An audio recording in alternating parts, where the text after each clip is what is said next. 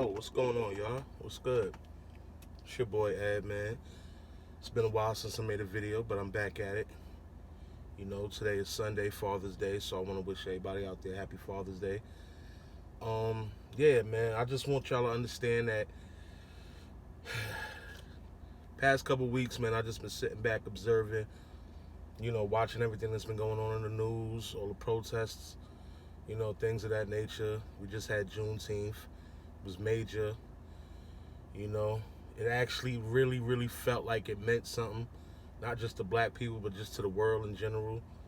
You know, it's finally been embraced like it should been. You know, you know,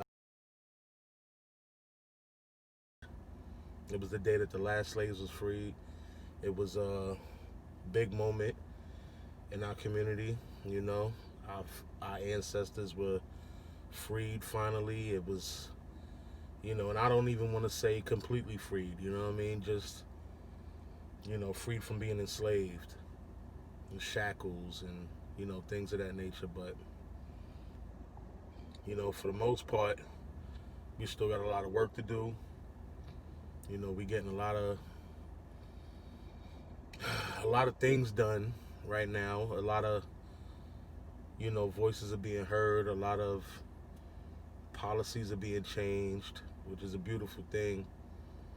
But in my opinion, our next step is the economic fight.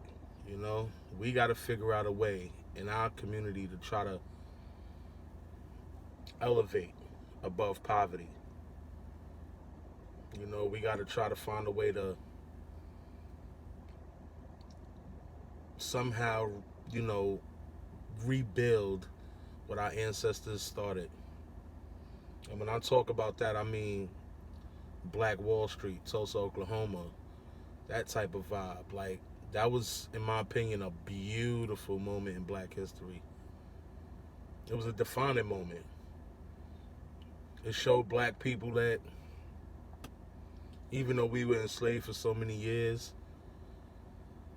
the reality of it is this country wouldn't be what it is today if we didn't go through what we went through. Not saying that it was meant to be. They could have went a different way. But the fact that we were brought here against our will and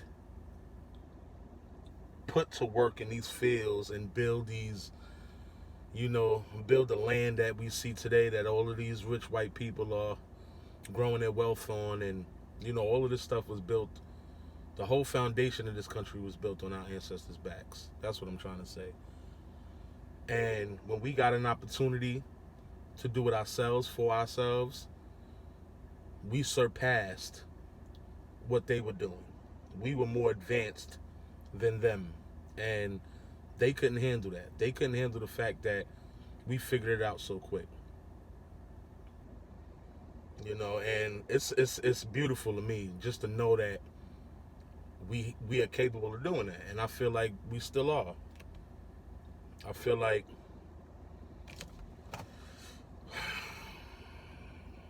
at the end of the day, we have to believe it. We have to believe in ourselves. We have to know that we have what it takes to build our communities back up, own our own businesses, own our own neighborhoods. I sit back and I look at all of these little delis and bodegas in our neighborhood, and as much as we appreciate them, we love them being there, I personally don't see much that they do for the community. Now, I know for a fact they make their money and they create their wealth back home, wherever country they're from. Most of them.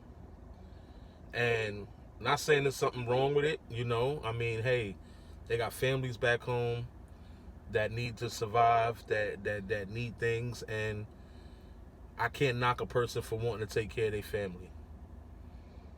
But in all reality, that's all they're doing. There's not much that they do to give back to the community. They supply us with products, we spend our money, and that money goes back home to their countries, makes a better life for their families, which is great. But I feel like it's important for us to try to start opening our own businesses in our own communities and building our own, you know, our own infrastructure around our people, creating more jobs for our own people.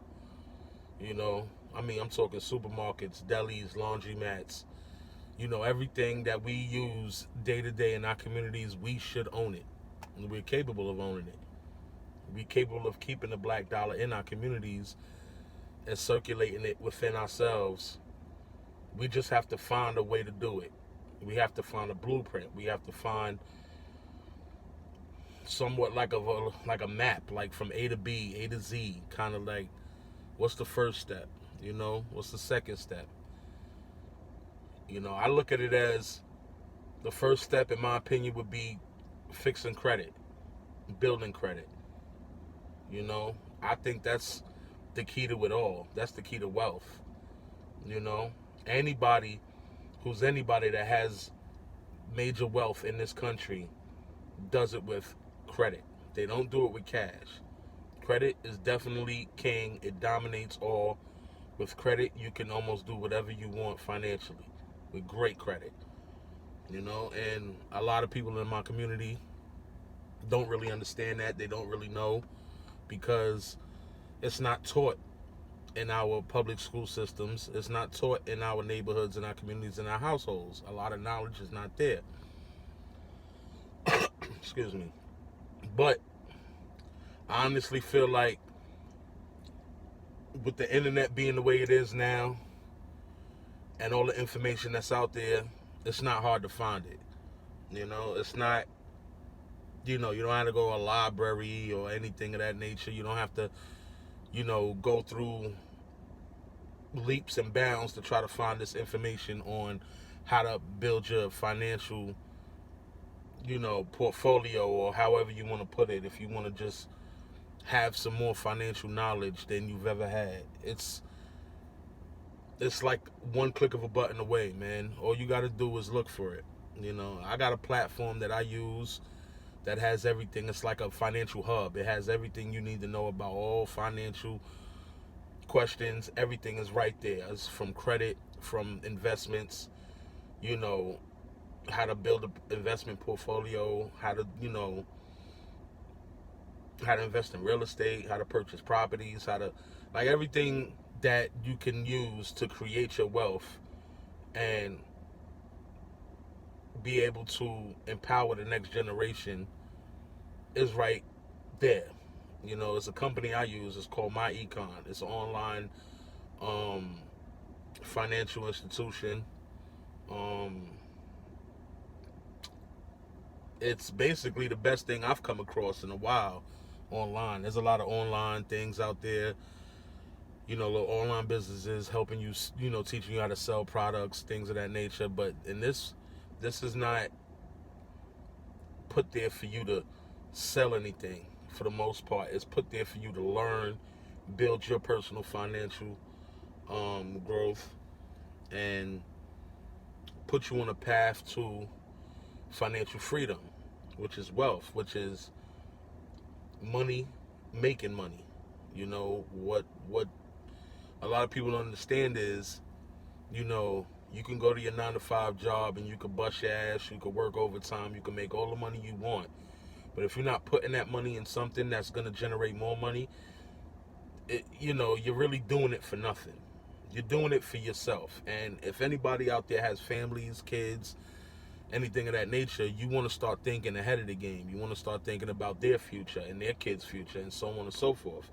We're not going to be here forever. We're only here for a limited time. So at the end of the day, why not try to create a foundation that can benefit your family for ages? I mean, from 50 to 100 years after you're gone, whatever you establish today, whatever you create in your lifetime can live on, can be passed down, can be beneficial to your legacy, basically. It's like, it makes total sense when you really, really sit and think about it. We don't want to have our future generations growing up in the same poverty we grew up in, or with the same struggle, with the same, bullshit education, You know, we want them to have a better knowledge of what's going on in the world around them. And, you know, I feel like it should start now, because with everything else that's going on in the world, with all the policy changes, with all, you know, the police corruption being exposed and the racism in the police department being exposed, I feel like that's only one part of the movement, one part of the change. And the next part is us within ourselves. We got to figure out a way to uplift our own people, man. We got to take care of our people. We got to start putting more of our attention on our communities. We got to try to find a way to stop killing each other. That's crucial. That's crucial, that if we could just somehow figure a way to stop resolving our differences with a gun and trying to, you know, wipe each other out, and just figure, if anything, if it's that deep, fight it out, throw on the gloves, you know, scrap, you know what I'm saying? At least you get to live another day and have an opportunity to change things in your life, man. Because not everybody can potentially be a bad person, a negative person forever. They all have an opportunity to change. And when you choose to take a person's life for some nonsense,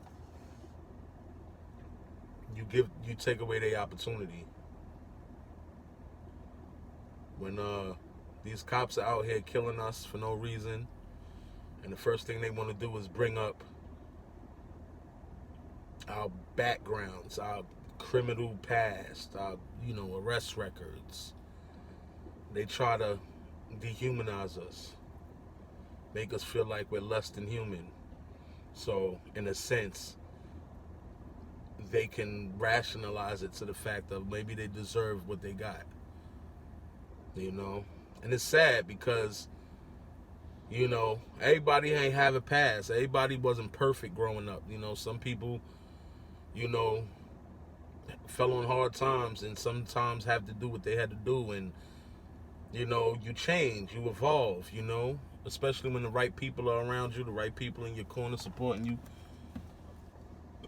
You know, you have an opportunity, man. Life sometimes feels short, but at the end of the day, as long as you're alive and breathing, you have an opportunity to change your life around. And I feel like they rob us from that when they do it to us. And then it's even sadder when we do it to ourselves. You know, kids getting hit with stray bullets. That kid was a complete innocent bystander, and their life was taken away because, you know, some cats on the block just had some issues and seen each other from a distance and chose to let off on each other, and with no regard of who's out there, who's in the line of fire. And that's just, it's getting out of hand, and it need to chill. It need to fall back. I need to stop and just figure out a better way, man.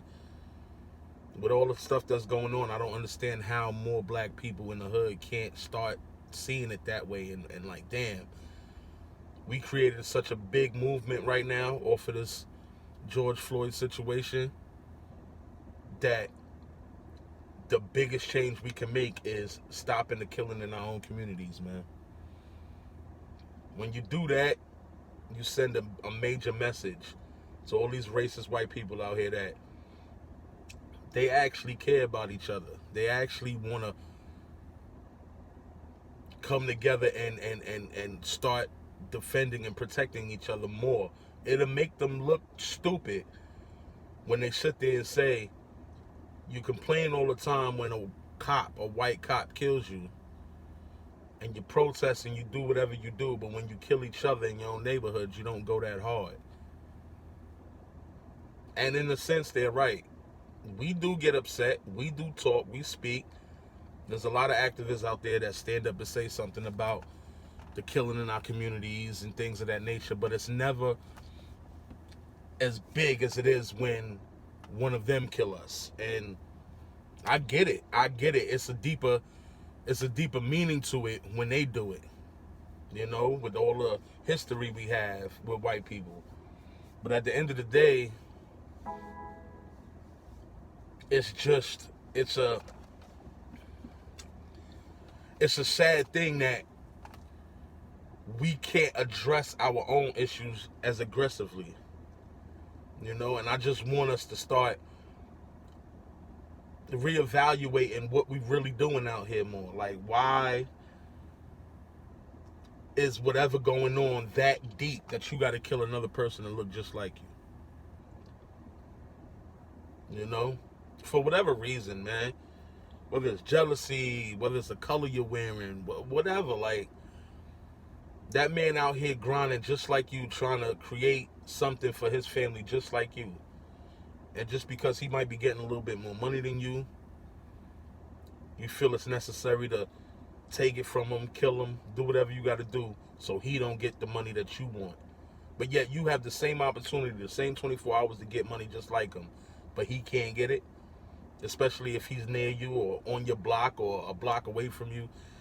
You can't accept the fact that he's doing this thing. You can't congratulate that man and show some love and appreciation. You gotta want to take his shit. It's crazy, but that's what I've always seen. And I'm like, yo, it's just at the point now where listen, man, we got to be more together than ever, man. We got to show more unity in our communities, man.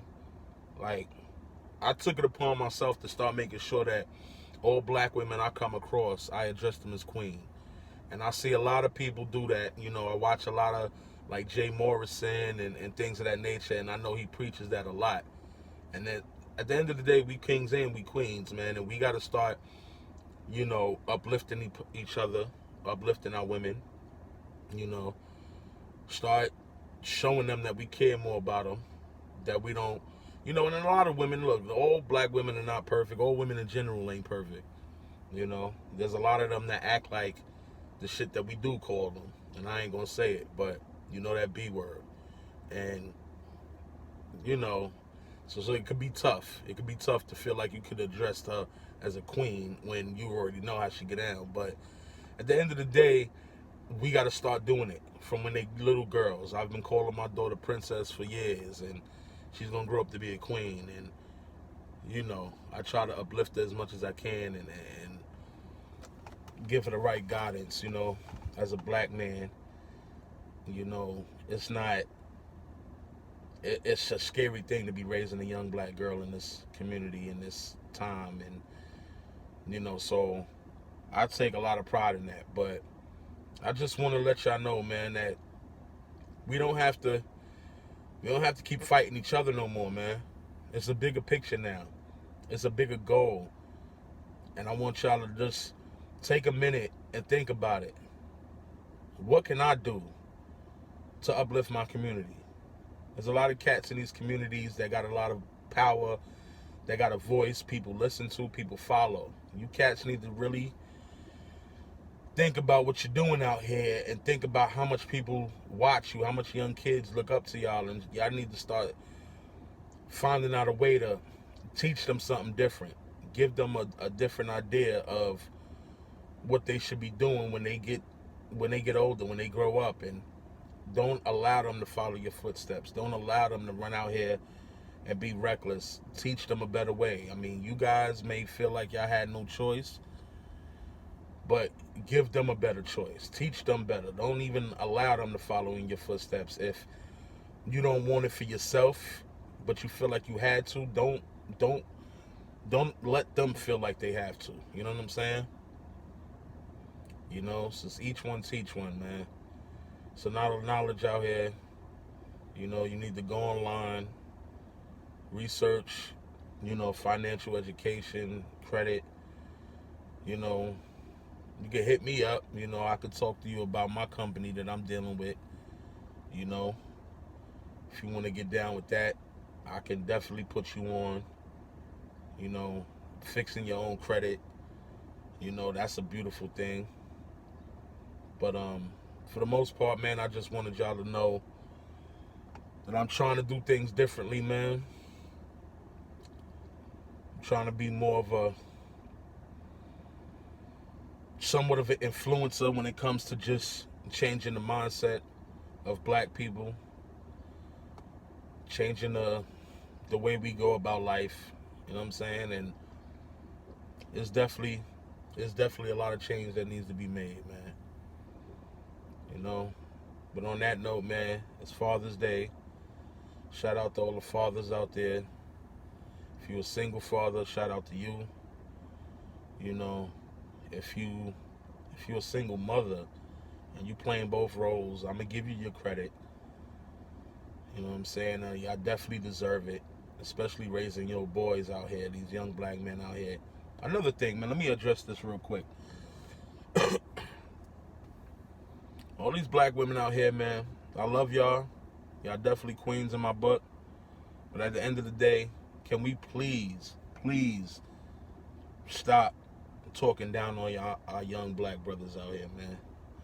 These young boys out here do not need to hear time and time again, you're just like your father, your deadbeat father. You ain't gonna be shit. Sit your dumb ass down. These little things, these little sayings, man, that shit hit.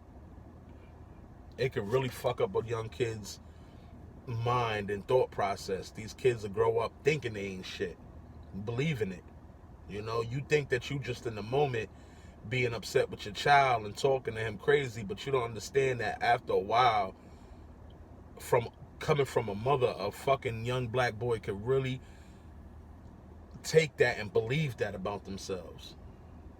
And that's the sad part, is that we gotta stop talking to our kids a certain way and calling them names like they ain't shit. Like, yeah, maybe their fathers wasn't shit. Maybe it's true. But stop telling them that. Stop doing that. You're not realizing what you're doing to your child, man. Especially with these young girls too, man. You know what I'm saying? Like, stop, treating these young girls a certain way. Like, I didn't even want to get into it, man, because it was a situation with my daughter and her mother, and I still don't like the vibes. I don't like these kids, when they get to a certain age, they going through puberty, they start, getting curious about certain things. I feel like you need to do more teaching than judging, than non-trusting, It's just not good, man. We got to get them from the ground up, man. We got to teach them from early, man. We got to mold these young kids the right way, man. But on that note, man, I'm not going to hold you too long. It's already been about 20-something minutes. And I just had to get that off my chest, man. We need to do better. We gonna do better. I believe in us. It's been a long time coming, but we got a long way to go. All right. So happy Father's Day to everyone out there. Y'all stay blessed, man. I'm gonna keep doing what I do on my end. If you guys ever feel a need to want to hit me up, you can leave a comment on the video. Share the video to people that might need to hear it. You could smash the like button, just support with likes. And definitely do me a favor, man. Help me build my channel, man. Subscribe to my channel so I can start giving you more content more often. Put your people on, somebody that needs to hear some uplifting words, some positive energy, man. Put them on, let them know, check me out. I'm new to this YouTube thing, so I'm just trying to build. I'm trying to create something here. So, hey, I always appreciate the support, man. All right, on that note, I'm out. It's your boy Ed. Y'all stay good, man. Y'all stay blessed. Keep fighting, man. It ain't over for us. God got a bigger plan for us, you heard? I'm out.